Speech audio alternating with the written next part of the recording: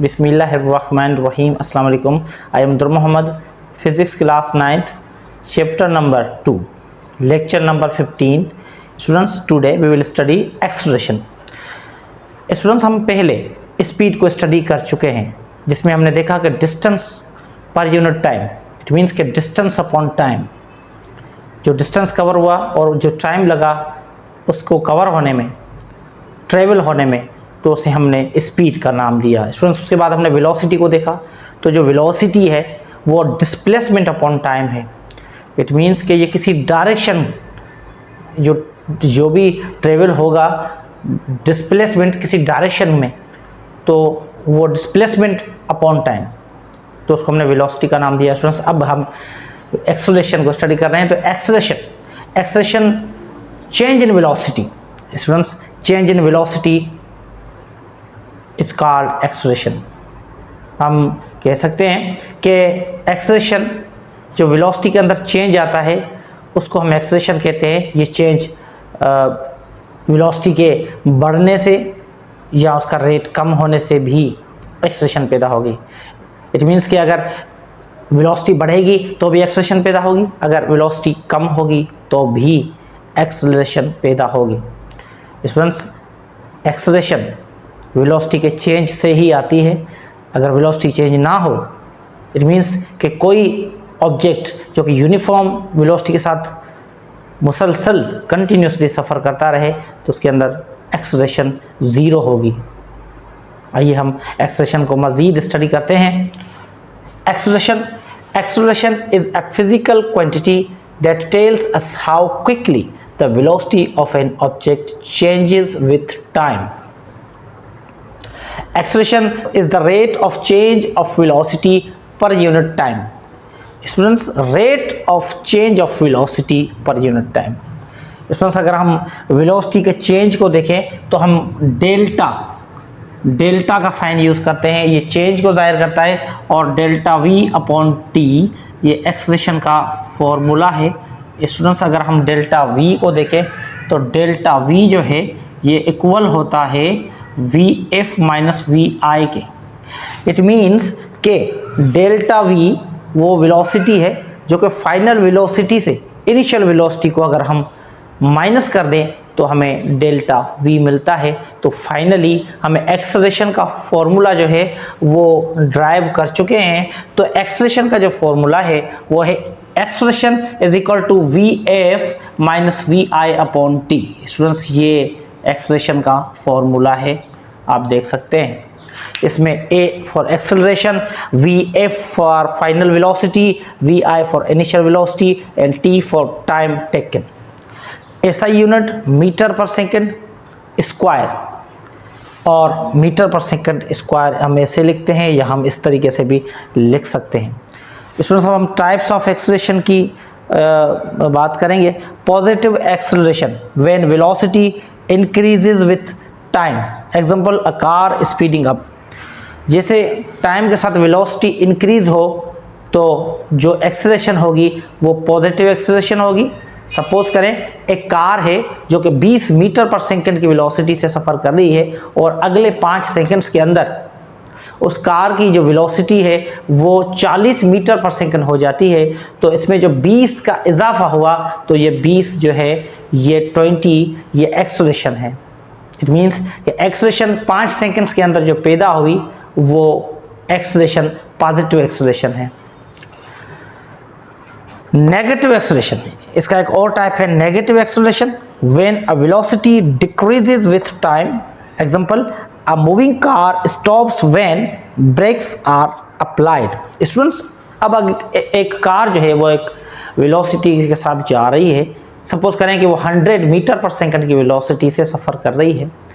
अब अगर हम उसे रोकना चाहते हैं तो हम ब्रेक को अप्लाई करेंगे, तो कार की जो रफ्तार है, वेलोसिटी जो है वो कम होना शुरू हो जाती है। ये कार जो है वो 20 या 30 सेकंड्स के बाद जाके रुक जाती है। सपोज करें कि अगर ये कार 100 मीटर पर सेकंड की वेलोसिटी से अगले 30 सेकंड्स के अंदर रुक जाती है, तो अब इसमें जो है -100 जो है एक्सेलरेशन हुई है।